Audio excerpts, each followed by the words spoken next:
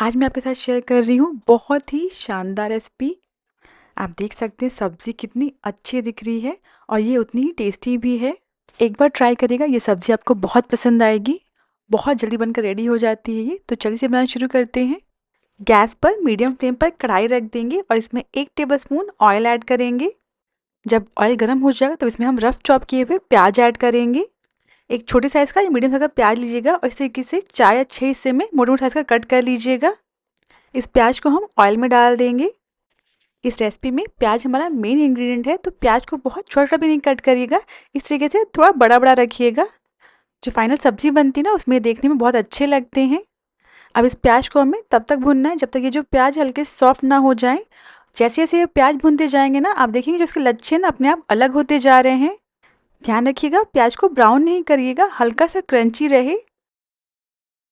और इसी के साथ प्याज अच्छे से भुन गए। आप देख सकते हैं सारे लच्छे अलग-अलग हो गए हैं। ये अभी भी काफ़ी क्रंची हैं, बस ये हल्के से पक गए हैं।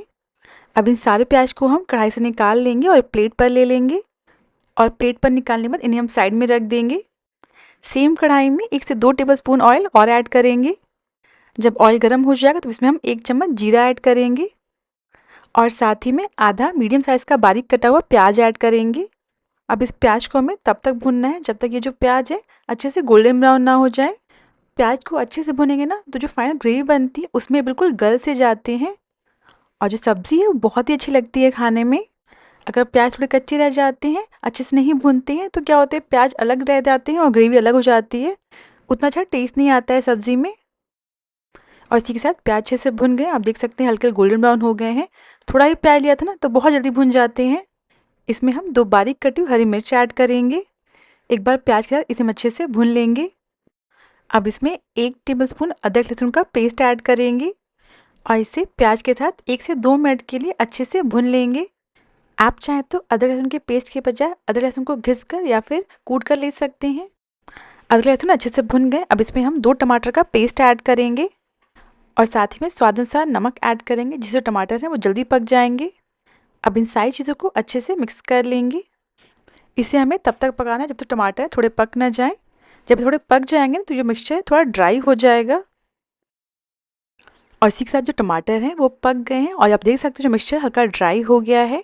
बस इसे हमें इतना ही पकाना है। टमाटर एकदम ऑयल रिलीज़ करने लगे इतना नहीं पकाना है। अब इसमें हम सिंपल से घर के मसाले ऐड करेंगे। सबसे पहले जाएगा 1 चम्मच कश्मीरी लाल मिर्च पाउडर। ये बहुत ज़्यादा तीखी नहीं होती है, सब्ज़ी में कलर बहुत अच्छा आ जाएगा। 1/4 चम्मच हल्दी पाउडर, 1 चम्मच धनिया पाउडर और आधा चम्मच गरम मसाला ऐड करेंगे। इन सारे मसालों को टमाटर के साथ अच्छे से मिक्स कर लेंगे। आप देख सकते हैं जो मिक्सचर काफ़ी ज़्यादा ड्राई हो रहा है, तो अब क्या करेंगे हम गैस को बंद कर देंगे ताकि जो मसाले हैं ये जले ना।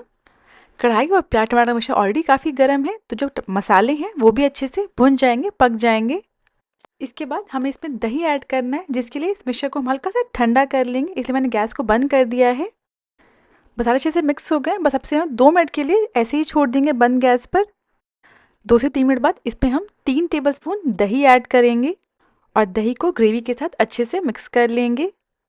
कोशिश करिएगा फ्रेश दही लीजिएगा, बहुत ज़्यादा खट्टी ना हो और इसे आप फ्रिज से पहले ही बाहर निकाल के रख दीजिएगा, जिसकी वजह से जो दही बहुत ज़्यादा ठंडा ना हो। गैस बंद करके दही ऐड करने से क्या होता है जो दही है वो फटती नहीं है। बस दही को 1 मिनट के लिए अच्छे से मसालों के साथ मिक्स कर लेंगे। दही को अच्छे से मिक्स करने के बाद इसे हम ढककर 3 मिनट के लिए लो फ्लेम पर पकने देंगे। लगभग 2 से 3 मिनट बाद ढक्कन हटा देंगे। सारे मसाले अच्छे से पक गए और दही भी अच्छे से भुन गया है। एक बार इन सारी चीज़ों को अच्छे से मिक्स कर लेंगे। अब इसमें भुना हुआ प्याज ऐड करेंगे और साथ ही में पानी ऐड करेंगे और मैंने यहाँ पे इसमें आधा कप पानी ऐड किया है। आपको जैसी ग्रेवी चाहिए आप उस हिसाब से इसमें पानी ऐड करिएगा। इन सारी चीज़ों को अच्छे से मिक्स कर लेंगे। अब इसे हम लो फ्लेम पर ढककर 6 से 7 मिनट के लिए पकने देंगे। इसे पकाते हुए मुझे लगभग 6 मिनट हो गए, हम ढक्कन हटा देंगे। हमारी प्याज की सब्ज़ी अच्छे से पक गई है। सो मैंने इसमें बीच में थोड़ा सा पानी और ऐड किया था क्योंकि ये पकते पकते थोड़ी और गाढ़ी हो जाती है। आप देख सकते हैं सब्ज़ी कितनी गाढ़ी बनी है और ये सब्ज़ी बहुत ही टेस्टी बनती है। लास्ट में इसमें 1 चम्मच भुनी हुई कसूरी मेथी को क्रश करके डाल देंगे और साथ ही में बारीक कटी हुई धनिया की पत्ती ऐड करेंगे। अब बस इन सारी चीज़ों को अच्छे से मिक्स कर लेंगे और गैस को बंद कर देंगे। और इसी के साथ हमारी बहुत ही मज़ेदार, लाजवाब, बहुत ही टेस्टी प्याज की सब्ज़ी बनकर बिल्कुल रेडी है। आप इसे सिंपली रोटी या पराठे के साथ सर्व कर सकते हैं।